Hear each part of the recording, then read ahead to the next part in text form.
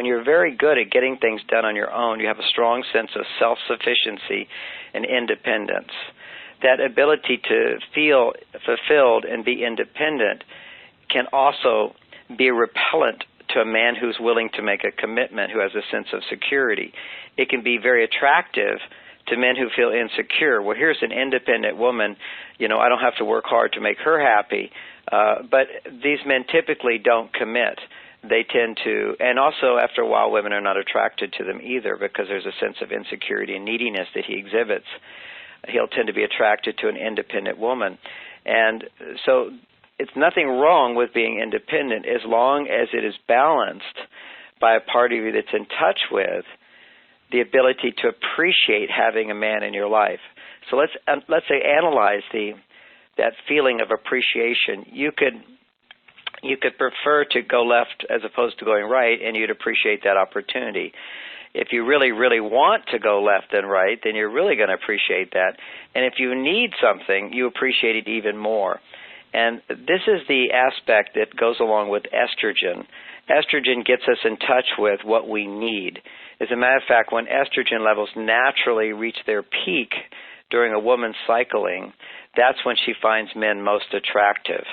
And that's when men find her most attractive. That's at a time of fertility for her. Basically, it doesn't happen all the time. It's a cycle. But that consciousness that goes along with feeling vulnerable, which means that I depend on others, I need others, it's deeper than I would like to be with a man. It would be nice to have a man in my life. Wouldn't that be fun to have a man in my life? As opposed to being in touch with a part of us that needs love. We all need love. And men need love too. Women need love. It's just that women, due to their hormonal nature, have the potential to be more aware of the feeling of that need for love.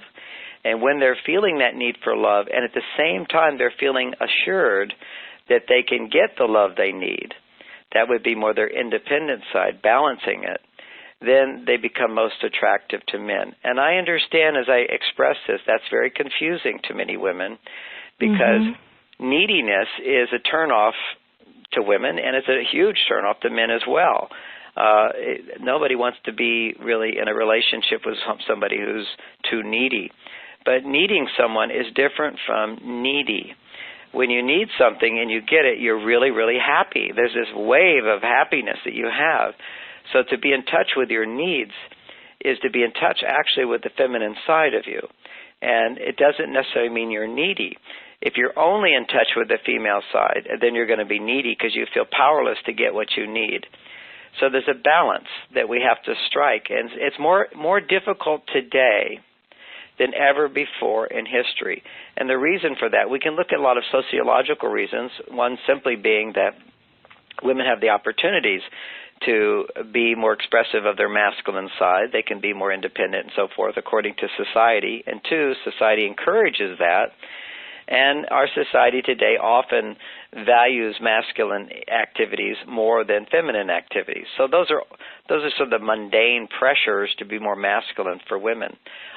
But there's another reason for that too, is that there's a shift in consciousness, really an elevation of consciousness, a higher consciousness that we have the potential to access today. There could be many, many reasons for it. But the reality is, I have grandchildren. They're much brighter and smarter than I was when I was growing up. My children were. There's just a greater awareness that we have today, greater knowledge, greater consciousness, greater awareness, greater potential for that. And you could look at in terms of a spiritual consciousness, because as spirits, we're not masculine or feminine. But we're in these bodies that have masculine and feminine hormones and brain differences and so forth. And we have to respect the body. But at the same time, on a level of consciousness, we are both masculine and feminine. So in a sense, we're perfectly androgynous in our spiritual self. One aspect of who we are is masculine and feminine. And now we have a society that allows us to be more whole. And so and women are encouraged to be more whole.